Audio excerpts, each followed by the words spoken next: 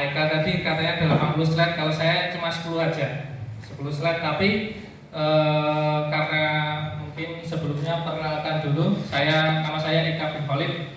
Saya dari Badan Eksekutif Lazismu DIY yang tadi sudah dibilang Pak Eka 8 jam khusus untuk mengurusi di fundraising. Fundraising itu ada berbagai strategi, mulai dari digital, retail, corporate, event. Tapi di sini agak mengerucut, mungkin nanti kita bahasannya lebih ke digital. Di sini izin saya menyampaikan lebih teknis, lebih bagaimana bukan teori lagi, jadi lebih ke prakteknya nanti. Mungkin nanti kalau Bapak Ibu berkenan bisa mempraktekkan langsung yang sudah punya alat-alatnya atau toolsnya di digital fundraising seperti itu.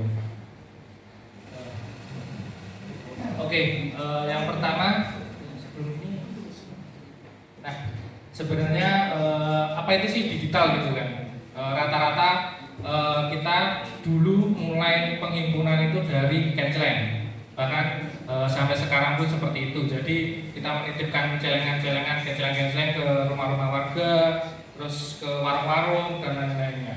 Tapi semenjak adanya digital, orang-orang mulai berganti ke digital. Jadi digital itu sebagai pengumpulan dana berbasis media sosial, baik itu WA, IG, Facebook, dan bahkan ada punya website dan lainnya gitu.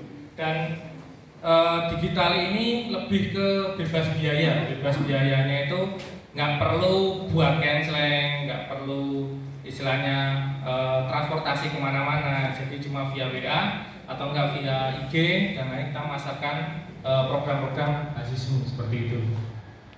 Kemudian jangkauannya luas. Di sini jadi nggak cuma kita tuh di wilayah Kemplang. Kita bisa fundraising mungkin di Jawa Tengah, mungkin kita bisa fundraising sampai ke sana. Kita fundraising sampai daerah lain, bahkan kita bisa fundraising sampai luar negeri dengan digital. Karena dari data Lazismu DIY kemarin, bahkan ada beberapa donatur itu dari luar negeri. Orang Indonesia yang bermukim di sana melihat website kita, melihat program kita bagus, mereka donasi dari sana, seperti itu. Kemudian sebenarnya ini lebih cocok untuk generasi muda sekitar umur berapa ya? Karena menurut penelitian hampir 60% donatur yang berumur 20 sampai 40 tahun itu tuh istilahnya sudah pindah ke digital. Jadi mulai kayak transfer, kiris, bahkan ada yang sekarang trennya kayak cashless kayak gitu, nggak bawa dompet tapi bawa HP, uang di rekening bisa scan kapan aja kayak gitu. Itu. Dan di Lazismu DIY sendiri, kantor Lazismu DIY itu 90% total penghimpunan itu dari digital, baik itu transfer, kiris, crowdfunding, dari website, dari WA, dari sosial media seperti itu. Itu 90%-nya. 10%-nya adalah orang yang datang ke kantor untuk berzakat, kayak gitu. Dan mungkin kita sambangi ke rumah-rumah seperti itu.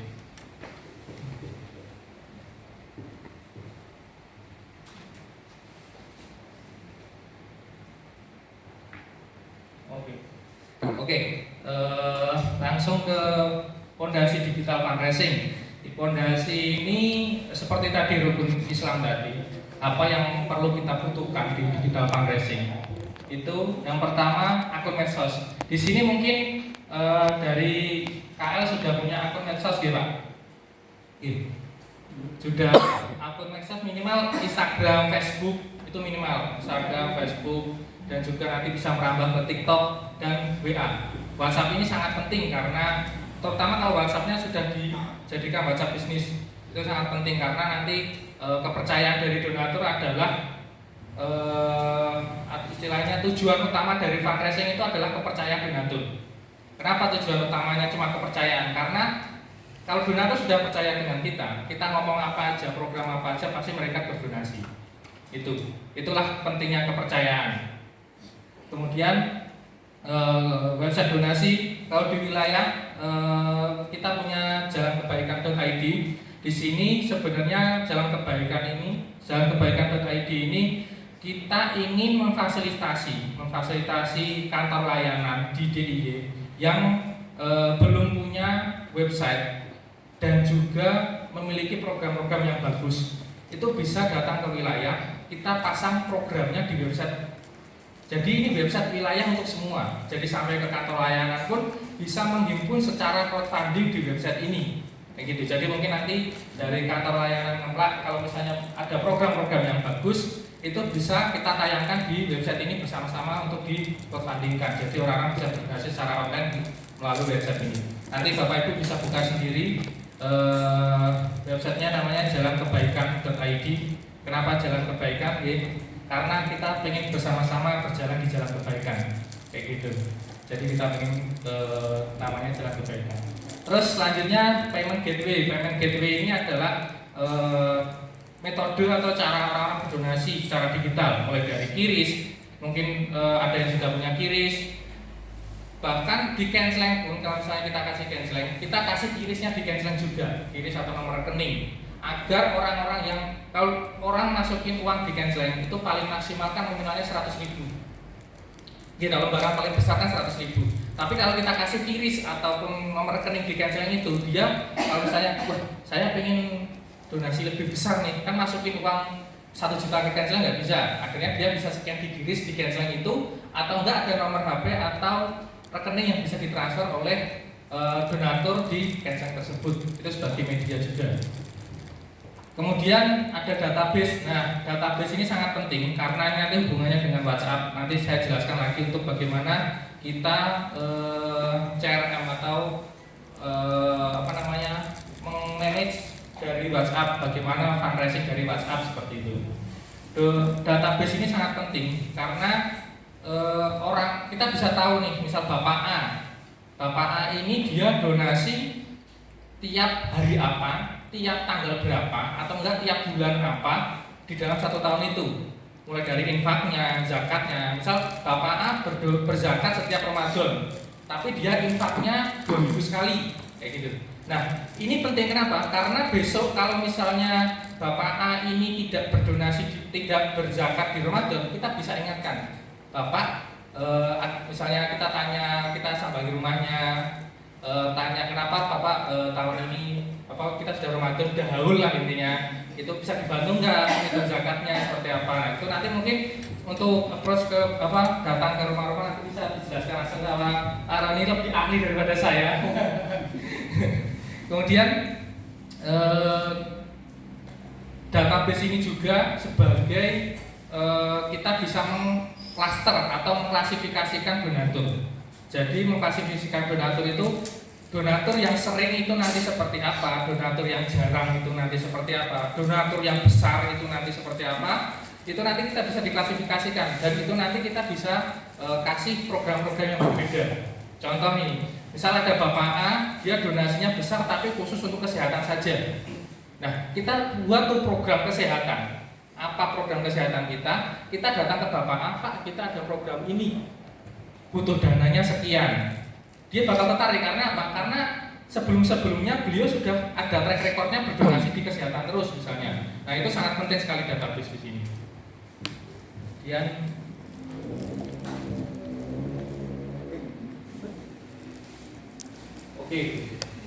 lanjutnya dari tadi, kenali donaturmu. Jadi itu tadi, siapa yang akan berdonasi di lazismu, itu sangat penting sekali. Sebelum kita buat program atau kita buat campaign atau kampanye program untuk dipasarkan, karena dulu saya backgroundnya marketing, jadi saya bahasanya sedikit marketing ya Pak. Jadi untuk siapa program ini kita pasarkan, itu harus kita kenali. Yaitu tadi, misal Bapak A tadi sukanya kesehatan, Bapak B ternyata sukanya di pendidikan. Kita adakan program pendidikan, beasiswa lah atau apa kayak gitu, program pendidikan yang bagus, kita kemas yang bagus, kita tawarkan ke bapaknya, Pak, kita ada program ini. Kemarin Bapak sudah donasi yang Bapak kemarin sudah kami salurkan untuk ini. Kita ada program ini lagi Pak, kebutuhan sekian, kayak gitu. Itu akan lebih cepat mendapatkan donasinya daripada kita ngawang, nggak punya program, kita datang Pak, kita minta donasi dan lain-lain. Kita nggak tahu siapa yang dituju, bapak ibunya itu ketertarikannya di program apa, itu kita nggak tahu. Akhirnya ya udah dapatnya cuma 10.000, 20.000 infak sukarela kayak gitu. Tapi kalau kita tahu bapaknya itu minatnya di mana, contoh ini ada anak muda misalnya, dia pengusaha, aktifnya di IG, dia peduli Palestina. Bagaimana kita datang ke orang tersebut? Jadi kita datang dengan program-program Palestina kita, mulai dari laporan penyaluran Palestinanya seperti apa, kemudian programnya nanti seperti apa kayak gitu. Nah itu bisa via WA juga atau enggak via telepon. Itu nanti bisa datang ke seperti itu. Nah dari sini kita kenali donaturnya, kemudian kita buat istilahnya kampanye atau program yang harus kita tawarkan. Kita sudah kenal bapak itu sukanya apa atau enggak. Ada pengusaha atau enggak punya perusahaan di daerah sini yang ternyata perusahaan itu tuh ketertarikannya di program sosial apa. Kita buat itu kampanyenya, buat programnya untuk kita tawarkan kayak gitu secara digital. Ya. Oke, nah bagaimana cara membuat kampanye secara digital? Di sini kita harus punya tahu namanya copywriting dan juga desain yang menarik. Copywriting itu adalah bagaimana kita mengemas suatu kisah, suatu cerita menjadi program. Contoh, di sini saya contohkan rendangmu, kurban kaleng. Nah, di Lazismu kita ada program kurban kaleng. Bagaimana kita mengemas satu rendangmu? Sekarang kan orang berpikir kurban itu pasti di masjid, menyembelih biar kita lihat langsung itu afdol. Gitu. Tapi bagaimana kita menggiring masyarakat untuk bisa kurban kalengan? Itu dengan kisah atau cerita di mana itu bisa menumbuhkan emosional orang untuk bisa berkorban di kurban rendangmu. Kita punya program kurban rendangmu. Kita pakai formula, ada 2 formula, yaitu PAS atau dan juga AIDA. PAS itu problem, aggregate, solution. Jadi ada masalahnya, kita punya barang ini untuk jadi solusi bapak, kayak gitu. Yang kedua, kita cari yang viral, buat yang viral. Kita cari dulu yang viral itu kayak gimana. Habis itu kita buat donatur itu tertarik dan akhirnya kita tawarkan, kayak gitu. Nah, ini pakai model PAS. Jadi kita ada punya rendangmu. Terus gimana cara untuk menawarkannya? Kita kasih caption atau tulisan, kalau daging kurbanmu bisa bertahan hingga setahun, kenapa harus habis sepekan? Nah, masalahnya di sini adalah kalau daging itu kalau nggak disimpan di kulkas pasti cepat habis. Nah, sasaran kita kemana? Ceritanya adalah orang-orang miskin atau orang-orang kurang mampu. Mereka tidak punya lemari es. Bagaimana cara menyimpan daging kurban yang dikasihkan ke mereka? Pasti dihabiskan. Itu kurang dari sepekan misalnya. Ya kan? Karena nggak bisa disimpan di lemari es. Jadi kita kalau menyalurkan ke mereka yang nggak punya lemari es dan lain-lainnya, habis paling cuma sepekan 2 pekan. Nah, itu permasalahan. Bagaimana solusinya? Solusinya gini. Pernahkah kamu berpikir mengapa daging kurban yang penuh berkah itu bagaimana istilah hanya dinikmati dalam waktu singkat? Itu tadi cuma seminggu dagingnya. Terus padahal jika dikelola dengan baik, daging kurban bisa bertahan jauh lebih lama dan memberikan manfaat lebih besar bagi banyak orang. Nah, kita kasih tuh solusinya. Solusinya apa? Kurban rendang, Pak. Kurban rendang itu kalau disalurkan ke masyarakat yang kurang mampu bisa tahan setahun, bisa tahan 2 tahun. Mereka bisa makan daging kurban besok-besok bisa, nggak harus dihabiskan hari ini, kayak gitu. Terus ini, dengan mengelola daging kurban secara cepat, kita bisa membersihkan bagian dagingnya dan mereka yang jauh lebih pelosok, yang belum tentu bisa menikmati kurban dari raya. Jadi tidak cuma bisa dimakan 1 tahun 2 tahun, tapi rendangmu ini juga bisa disalurkan hingga pelosok yang tidak terjangkau daging kurban. Misal gini, kita sembelih daging kurban di sini. Kalau daging itu faktanya cuma bisa bertahan 6 jam di luar suhu lemari es atau suhu beku. Dia cuma bisa bertahan sekitar 6 jam. Jadi setelah 6 jam nanti kualitas dagingnya menurun dan juga tidak enak. Nah, akhirnya kita kasih solusi. Kita bisa, kalau bapak ibu bisa kurban rendang, itu kita bisa salurkan sampai ke pelosok sana yang tidak terjangkau daging kurban, tanpa mengurangi kualitas dari daging kurban itu. Nah, itulah bagaimana cara kita mempromosikan secara digital. Jadi karena kita tidak bertemu langsung dengan donatur ya. Jadi kita membuat ketikan atau caption atau tulisan-tulisan di mana bisa menceritakan sesuatu itu. Nah, terus kita kasih testimoni lewat cara yang lebih efisien. Daging kurban bisa dialihkan untuk mereka yang membutuhkan bahkan selama berbulan-bulan atau selama 1 tahun. Jadi biarkan akhirnya selesai kita closing di situ atau penutupan. Jangan biarkan kurbanmu habis dalam sepekan. Berikan manfaat yang lebih besar bagi mereka. Kayak gitu. Jadi ini salah satu contoh copywriting atau tulisan untuk menarik orang-orang bisa berdonasi di Lazismu seperti itu. Nah, ini medianya adalah Instagram karena Instagram itu menarik anak-anak muda dan juga milenial yang ingin berdonasi secara langsung. Jadi kita melekkan di Instagram mulai dari fotonya, captionnya kayak gitu. Terus bagaimana cara mengkonvert ini menjadi WA? Pasti Bapak Ibu sering juga kan untuk ke donatur itu banyak WA. Karena kan Instagram mungkin donatur nggak punya Instagram tapi WA pasti semua orang punya. Bagaimana cara mengkonvert ini menjadi WA? Nah, ini nanti ada. Oke, jadi itu tadi ketika ketikan kata-kata untuk menarik donatur tadi. Terus setelah kata-katanya kita sudah merumuskan kata-kata, baru kita desain, terus kita buat flyernya atau nggak buat kata-katanya kayak gitu. Nah, itulah langkah-langkah untuk membuat campaign atau kampanye di digital kayak gitu. Nah, setelah kampanye muncul, sudah punya desain, sudah punya tulisan yang bagus kayak gitu, baru kita pasarkan. Nah, cara masarkannya gimana? Di sini ada langkah-langkah untuk memasarkan bagaimana untuk menarik donatur. Jadi tidak semerta-merta kita langsung kasih, Pak kita punya program ini, rekening ini, itu enggak.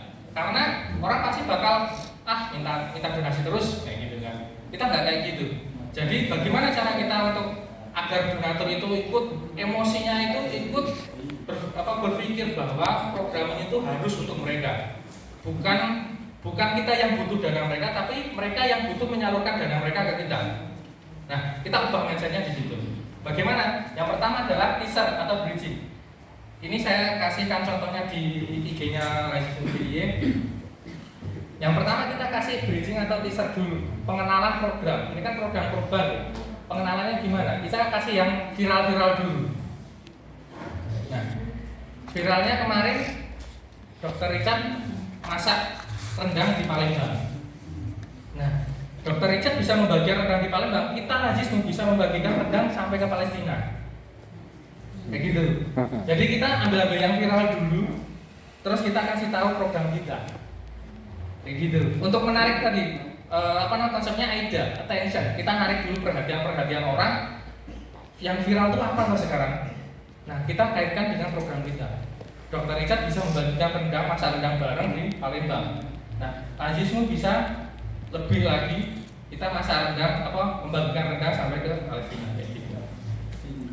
Terus yang kedua, setelah bridging, orang-orang tahu nih program, Lazismu punya program rendangmu nih sampai ke Palestina. Tapi mereka nggak tahu rendangmu itu apa, cara donasinya gimana. Nah, itulah kita mulai namanya edukasi. Setelah teaser atau bridging tadi, kita mulai namanya edukasi. Nah, di sini kita edukasi.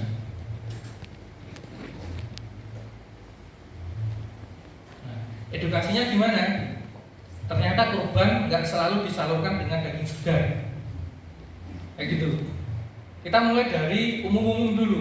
Biasanya orang menyalurkan daging dengan daging segar, menyalurkan kurban dengan daging segar. Tapi ternyata kurban tidak selalu dengan daging segar. Kenapa?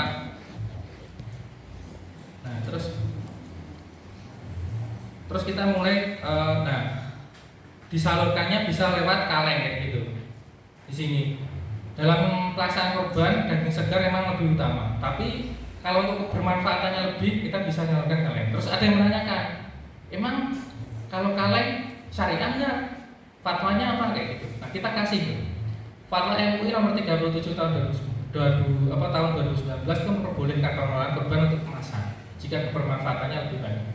Kayak gitu. Kemudian baru kita kasih kelebihan-kelebihan dari rendangmu. kelebihannya apa, bisa membeli tepat waktu di hari Idul Fitri, terus proses penyembelihannya syariah, hewannya juga standar kayak gitu. Nah baru kita ajak untuk orang-orang berdonasi rendang kayak gitu. Jadi itu edukasi. Setelah yang kita tarik orang untuk viral tadi, mereka tahu tentang program kita, terus kita edukasi tentang program kita. Jadi nggak semata-mata Pak kita punya program ini, rekening ini, enggak. Satu persatu. Jadi satu persatu kita menarik audiens orang-orang untuk kita punya program ini. Program ini itu apa toh? Kita edukasi dulu. Nah, ini kita juga edukasi lagi. Bagaimana penyalurannya? Tadi udah edukasi bagaimana kesyariahannya, bagaimana cara proses produksinya. Terus kita edukasi bagaimana penyalurannya. Penyalurannya bisa sampai pelosok. Ini untuk penyintas bencana di Sukabumi misalnya. Kayak gitu. Kita edukasikan dulu penyalurannya. Setelah penyalurannya mereka sudah paham tentang programnya apa, syariahnya gimana, untuk apa program itu, baru kita namanya soft selling.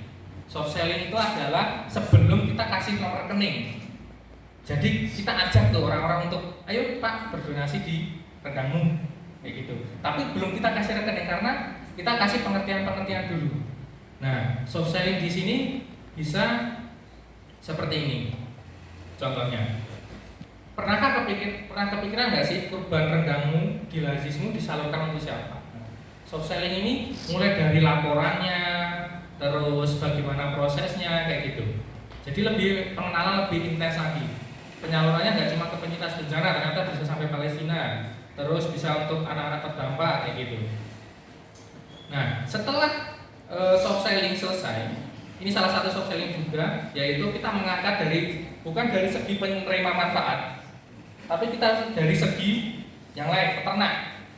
Peternak bisa berdaya karena sapinya kita ambil dari situ kayak gitu. Setelah mereka sudah paham terkait program kita, baru kita kasih rekening. Ini Pak, harganya sekian, donasinya ke sini, kayak gitu. Jadi dia lebih donatur itu tuh lebih merasa kayak udah tahu programnya, langsung dia pengen berdonasi. Jadi bukan kita yang butuh dana mereka, tapi mereka yang akan mendatangi kita untuk memberikan donasi, kayak gitu. Seperti itu alur untuk membuat suatu kampanye atau membuat orang itu bisa datang untuk berdonasi di lazismu. Jadi nggak semata kita datang ke rumah, terus perkenalan, terus kita minta kita kasih. Kalau itu retail ya. Tapi kalau di digital kita nggak langsung WA, Pak kita ada program ini, atau enggak kita langsung di Facebook atau di IG. Itu kita langsung pasang nomor rekening, pasang itu enggak, karena orang pasti berpikir lazismu itu seperti apa, atau enggak program-programnya seperti apa. Jadi mereka pasti nggak bakal langsung transfer. Tapi kalau kita kasih cerita dulu di belakangnya, kayak misal dari Kemplak program unggulannya apa misalnya, misal untuk pendidikan anak, beasiswa untuk anak SD misalnya. Nah kita cari tuh salah satu dari penerima manfaat anak SD, kita angkat ceritanya. Bapak, Ibu, ini loh, misal kita buat foto terus kita kasih tulisan di bawahnya, misal namanya Dewi misalnya. Dewi umur sekian, dia dari keluarga yang kurang mampu, dia prestasi karena track recordnya ini. Terus kenapa dia bisa tahu prestasi? Kita tanyain gurunya ngomong dikasih tulisan gitu, gurunya ngomong kalau ini ya anaknya ini berprestasi tapi kadang enggak dan lain-lain kayak gitu dari gurunya. Orang tuanya juga ngomong, iya kita harapnya orang tua ternyata orang tuanya pekerjaannya biasa, belum bisa mencukupi untuk kebutuhan sekolah seperti itu, tapi dia sangat pintar kayak gitu. Nah itu baru kita angkat ceritanya selesai, di situ soft selling lah. Mari Bapak Ibu bantu Dewi untuk bisa sekolah, bisa untuk memajukan perekonomian keluarganya kayak gitu. Jadi habis itu baru kita kasih nomor rekening. Jadi nggak semata-mata konten itu atau di media sosial itu kita kasih buyer nomor rekening program ini enggak, tapi kita jelaskan dulu awal program. Nah itu biasanya timelinenya adalah sekitar 10 hari. Misal hari pertama viral dulu hari pertama. Kedua itu pengertian tentang programnya. Hari ketiga upload lagi, 3 sama 4 kita upload lagi terkait kebaikan kalau misal Bapak Ibu ikut program ini, kalau misal nanti program ini tuh keunggulannya apa kayak gitu, dia membutuhkannya apa kayak gitu. Hari keempat, hari kelima, 6 kita kasih testimoni dari beberapa lingkungan sekitarnya. Gitu. Kalau misalnya ini kurban, jadi kan dari testimoni peternak, testimoni dari penerima manfaat, kayak gitu, penyalurannya kemana, kayak gitu. Terus hari ke-7, 8, 9, 10 kita baru kasih flyer. Kita hard selling di situ, orang-orang mulai berdonasi di hari-hari. 10 hari, satu konten selesai, orang-orang berdonasi, kayak gitu. Jadi rata-rata dengan teknik seperti itu orang-orang akan ikut, emosionalnya akan ikut bergabung di program-program kita. Itu. Kemudian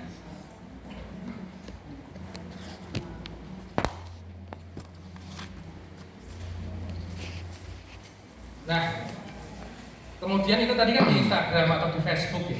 Tapi bagaimana cara mengkonvert itu ke WA? Nah, ini yang penting. Jadi ini ada strategi fundraising via WhatsApp. Yang pertama, kita siapkan dulu kepada siapa tadi, kenali donaturmu. Kepada siapa kita akan membroadcast atau mengirim pesan ini. Pada siapa? Kita kenali. Bapak A sukanya kesehatan, Bapak B sukanya pendidikan, Bapak C sukanya Palestina. Berarti kita beda-beda. Jangan disamakan semuanya di satu program yang sama. Kita beda-beda. Kemudian setelah kita kenali tadi broadcastnya, listnya sudah siap untuk siapa-siapa. Jadi misal konten A untuk Bapak A, B, C dan lain-lain, yang satu ketertarikan yang sama. Konten B untuk yang lainnya yang punya ketertarikan yang sama, kayak gitu. Kemudian gunakan kalimat storytelling pendek. Jadi kasih cerita tadi. Tadi kan kalau di Instagram panjang-panjang. Nah, itu bagaimana disingkat di sini. Ini contoh, ini program kurban di pelosok. Ini saya sudah hard selling atau sudah mulai ke rekening donasi, jadi ada rekeningnya. Tapi sebelum ini saya WA-nya itu kasih penjelasan dulu, nggak kasih langsung nomor rekening. Kita kasih penjelasan dulu programnya apa. Ini saya langsung hard selling. Nah, di sini kalau langsung hard selling atau langsung kasih nomor rekening, kita kasih penjelasan singkatnya karena sebelumnya sudah dijelaskan. Sudah dijelaskan kalau programnya itu seperti apa, terus itu kemana dan lain-lain, keuntungannya apa, kayak gitu. Itu semua sudah dijelaskan sehingga kita tinggal kasih penjelasan singkat dan juga nomor rekening.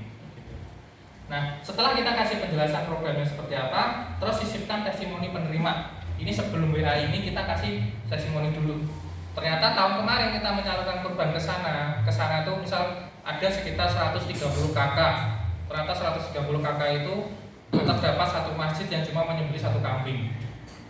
Nah, itu kita tahu ceritanya di situ satu kambingnya dari mana, dari urunan misal dari dan lain-lain. Kita sebelum kita buat program itu kita datang ke wilayah itu, kita assessment atau enggak kita tanya-tanya sejarahnya gimana, kurban di sini seperti apa, itu kita bisa angkat jadi program. Kemudian baru kita kasih rekening gitu. Nah, sebelum sampai ke rekening ini biasanya saya WA-nya itu 2 sampai 3 kali. Jadi minggu pertama, 1 bulan misalnya kita program kurban 1 bulan harus dapat gitu. Minggu pertama saya WA-nya itu perkenalan. Kalau misalnya sudah kenal sama mereka, sudah kenal Azizmu, nggak usah perkenalan lagi, langsung WA program kita apa. Program jelaskan aja program kurban di pelosok, tempatnya mana, di sana kriterianya seperti apa. Misal ada 100 kakak itu seperti apa, kayak gitu. Nah, itu dijelaskan semuanya. Kemudian itu minggu pertama. Minggu kedua kita kasih kebermanfaatan ke donaturnya. Kita WA lagi. Dengan kurban bilazismu, keuntungannya yang pertama pelaporannya bagus, pelaporannya real time misalnya. Terus nanti jatah solusi bisa kita kasihkan misalnya. Terus kebermanfaatannya lebih luas karena bisa sampai ke pelosok kayak gitu. Dijelaskan, pelosoknya kan sudah kita jelaskan di minggu pertama. Minggu ketiga kita tinggal kasih penjelasan singkat dan juga nomor rekening. Itu dalam 1 bulan. Jadi 3 kali WA dalam 1 bulan. Itu jam-jam, terus waktunya itu kita perhatikan. Nah, untuk alat-alat bantunya mungkin sudah ada WhatsApp bisnis dan lain-lainnya gitu. Oke, mungkin itu sedikit tambahan mungkin untuk teknik pengambilan konten. Ini lebih ke teknis ya. Bagaimana Bapak Ibu nanti bisa ngambil foto, video yang bagus untuk diupload di sosial media, di Facebook, IG dan lain-lainnya, bahkan bisa di WA. Itu yang pertama. Kalau mau diupload di IG, Instagram atau Facebook, kalau itu untuk fundraising diutamakan adalah HP-nya berdiri atau portrait. Jadi diutamakan HP-nya seperti ini. Ambil videonya gini, fotonya juga gini. Jangan pernah ambil fundraising dengan landscape. Karena apa? Karena itu akan menyusahkan orang. Karena apa? Orang kalau scroll pasti gini. Nggak mungkin orang scroll gini ya. Orang scroll pasti gini. Jadi kalau misalnya kita bikin videonya landscape terus kita upload, orang pasti scroll cuma segini, nggak full satu HP, gitu. Nah itu salah satu tekniknya. Jadi kalau misalnya ngambil video untuk fundraising diusahakan portrait.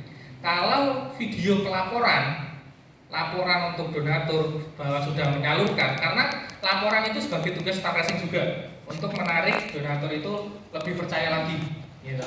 Kalau itu video laporan atau foto laporan itu landscape. Karena apa? Karena itu bisa mengambil lebih banyak momen. Kalau potret kan cuma 1, 2 orang, 3 orang yang muat di frame.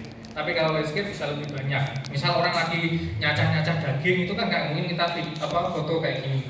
Kita pasti fotonya landscape kayak gitu. Tapi ada beberapa waktu, jadi bisa dialokasikan kalau misalnya, oh ini untuk fundraising, jadi saya harus gini. Oh ini untuk laporan, saya harus gini, kayak gitu. Jadi diusahakan kalau misalnya nanti buat program atau campaign untuk dipasarkan, ngambilnya dua-duanya, ambil kayak gini juga ya, ambil kayak gini juga ya, karena untuk persiapan. Dan itu trik lagi, ini tips dan trik lagi. Mungkin satu program itu, misal satu program penyaluran itu bisa untuk beberapa campaign. Contoh,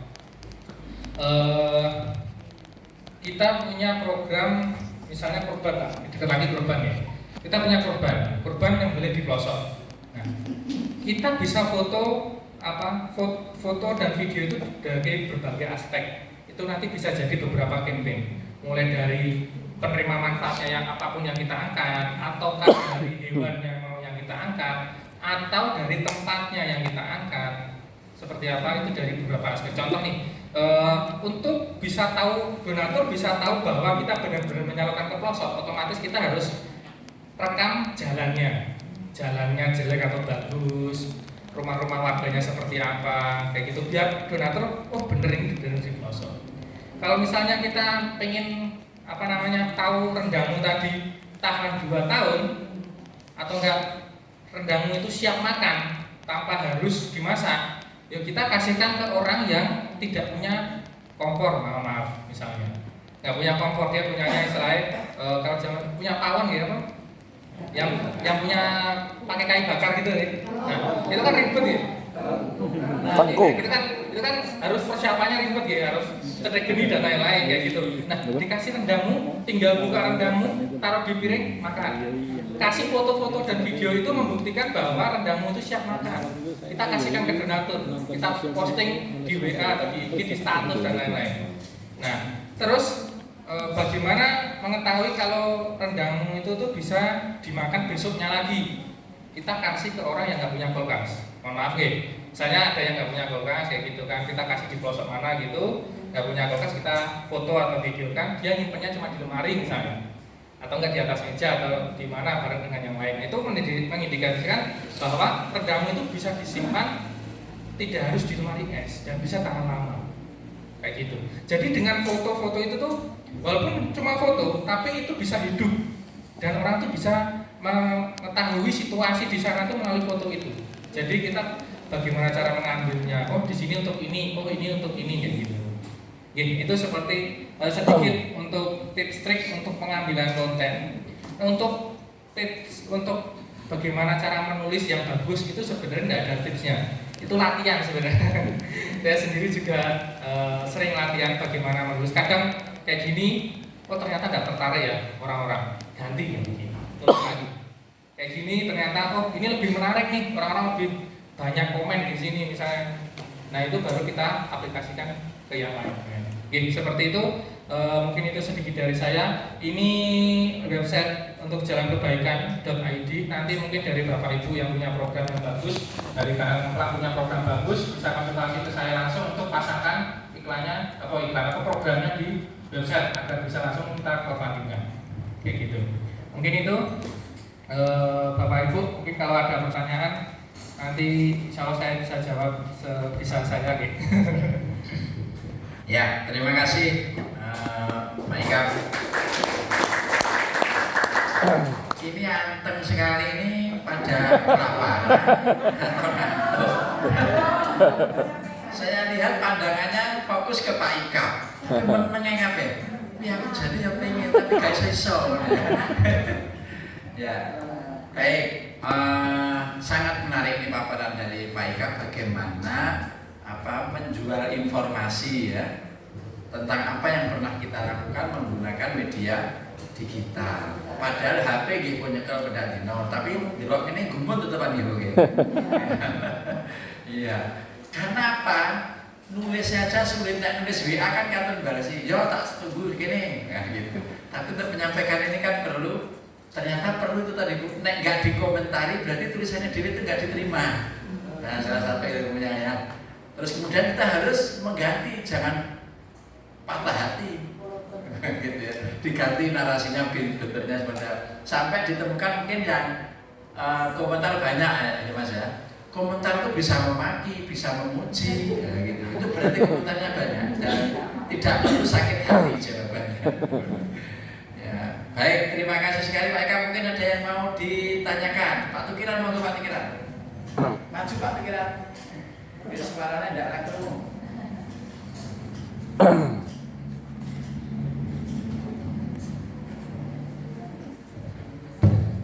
Assalamualaikum warahmatullahi wabarakatuh. Terima kasih atas pemaparannya yang cukup bagus dan cuman ini agak menyimpang ya pertanyaan saya. Ini tadi program Lasismu luar biasa. Cuman majelis bisa nggak berkolaborasi dengan majelis ekonomi yang selama ini majelis ekonomi katanya majelis ekonomi tapi belum pernah dapat mensupport program Muhammadiyah. Contohnya seperti ini. Tadi ternak. Kita itu dari warga Muhammadiyah rata-rata kalau kecamatan Ngeplak mungkin pas waktu korban itu paling enggak ya kalau setiap ranting itu ada 5 sapi itu kan sudah luar biasa, dari 6 ranting 30 sapi. Nah, itu nanti bisa enggak dana Lazis itu tabungannya sejak awal terus untuk penggemukan sapi, pertama itu. Terus yang kedua, bagaimana program ekonomi bisnis itu juga bisa melayani pabrik pengalingan hewan korban. Nah, itu saya kira belum pernah ada kolaborasi dan sinergi terhadap situ. Maka mungkin ini termasuk kebijakan. Ini programnya bagus, tapi kenapa tidak dikolaborasikan dan disinergikan dengan majelis yang lain? Itu saja, terima kasih. Assalamualaikum warahmatullahi wabarakatuh. Terima kasih Pak Tukiran, monggo Pak Ikam. Saya jawab sebisanya ya Pak, karena mungkin itu ranahnya badan pengurus. Di sini untuk kolaborasi antar majelis itu sebenarnya sangat bagus Pak. Untuk saling bersinergi di program seperti itu. Nah, harapannya emang DI ini sebenarnya untuk program Rendamu sendiri kan kita masih ikut Mas Roni juga di Jawa Tengah untuk program Rendamu juga. Tapi tidak menutup kemungkinan jika nanti kita bisa kolaborasi ke setiap, misalnya peternak, kita ambil dagingnya dari sana, kita sembelih di pabrik kita sendiri, kita panen sendiri, kita programkan sendiri, itu masih bisa. Mungkin nanti kita bisa menambahi terkait ekosistem program seperti itu. Nanti itu sebenarnya ide yang bagus Pak, dan ini masih sebenarnya sepanjang saya juga masih digodok di wilayah Pak untuk koordinasi ekosistem ekosistem program dengan mahasiswa lembaga seperti itu. Oke, mungkin itu tanyakan.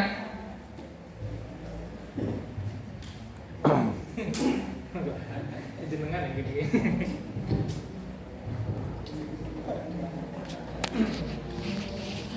Iya.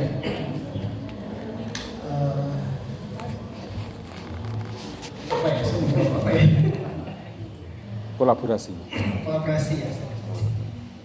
Ya, jadi saya ingat satu hadis, Pak. Kalau tentang kurban ini, hadisnya tentang ini.